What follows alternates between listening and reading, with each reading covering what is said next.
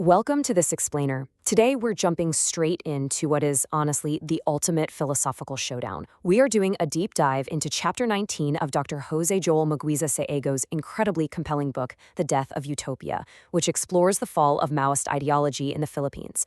The author brilliantly sets up a clash here, and it's not just about political strategies, it's about fundamental human morality. It's a really powerful, vivid exploration of what actually happens when these grand, sweeping theories collide with the messy reality of everyday human existence. Is a human life worth less than an idea? I know, it is a heavy, almost uncomfortable question to kick things off with, but it plunges us directly into the core moral dilemma of the text.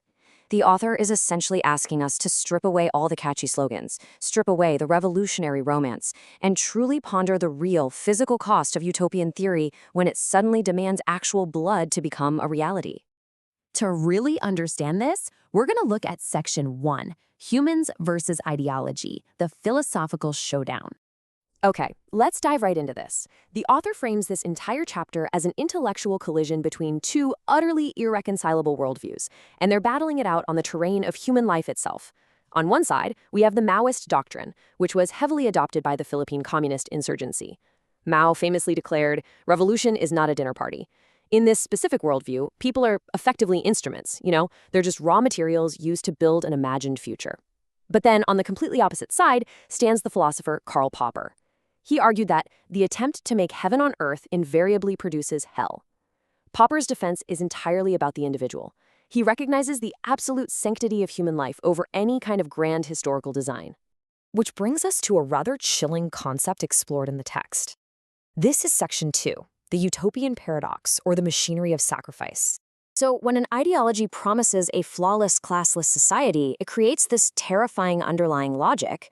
Suddenly, as the author points out, the ends justify the means, right?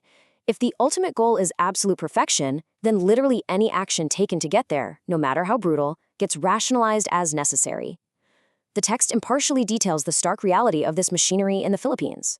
The author lists atrocities that were justified entirely by the cause: forced abortions for female cadres, the recruitment of children into armed conflict, widespread extortion that was framed as a revolutionary tax, and the execution of dissenting members.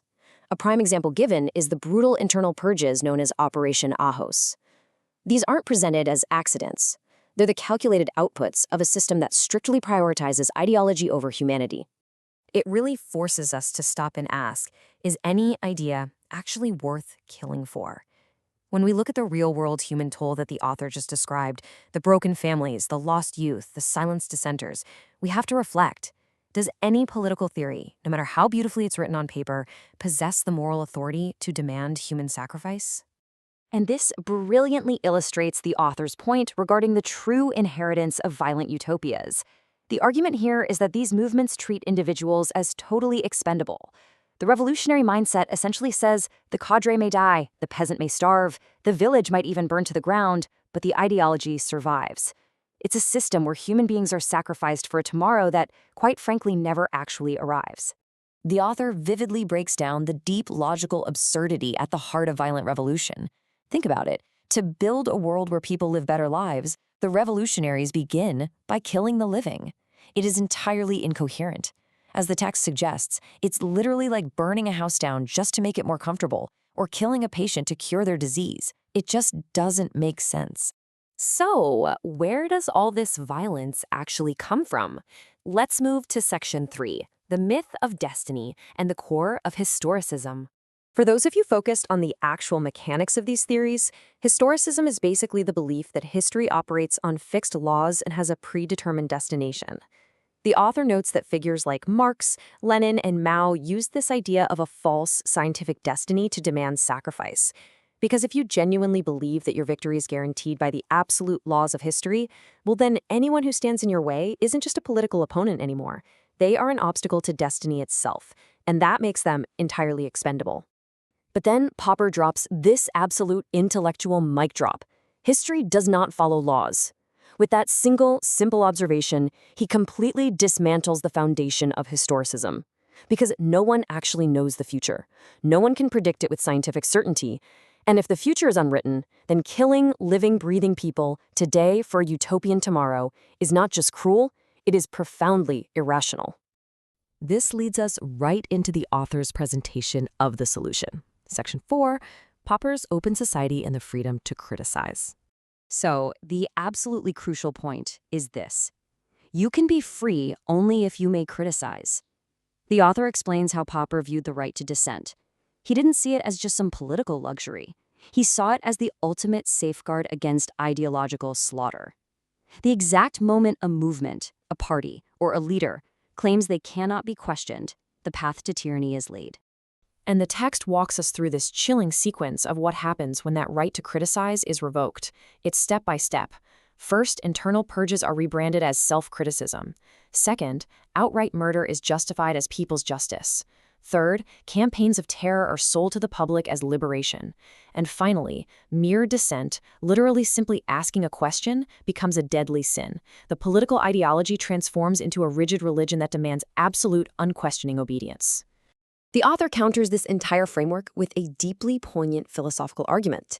Death is certain, history is not. It is precisely because human life is finite and fragile that it's so incredibly precious. And because our time here is limited, individuals absolutely must have the freedom to write their own stories. We demand freedom, not submission to some erased collective destiny dictated by a revolutionary committee. This brings us to the climax of our deep dive. Section 5, the final moral verdict. Reform versus revolution. Let's see how this builds into the author's final, remarkably stark comparison. The revolutionary says, we cannot be wrong. The Popperian Democrat, on the other hand, says, we may be wrong. The author points out that the first phrase, that arrogant claim of absolute infallibility, demands endless war and the silencing of all doubt. But the second phrase, that humble admission that we might make mistakes, that is exactly what safeguards peace and allows a society to actually learn, adapt, and reform over time.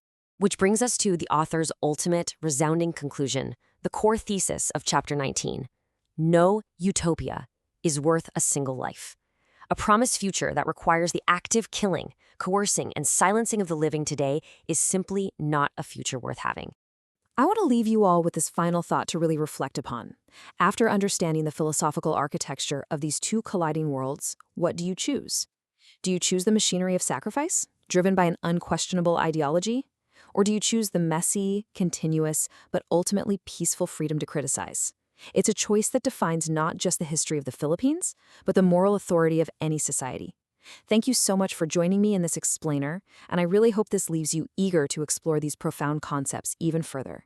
See you next time!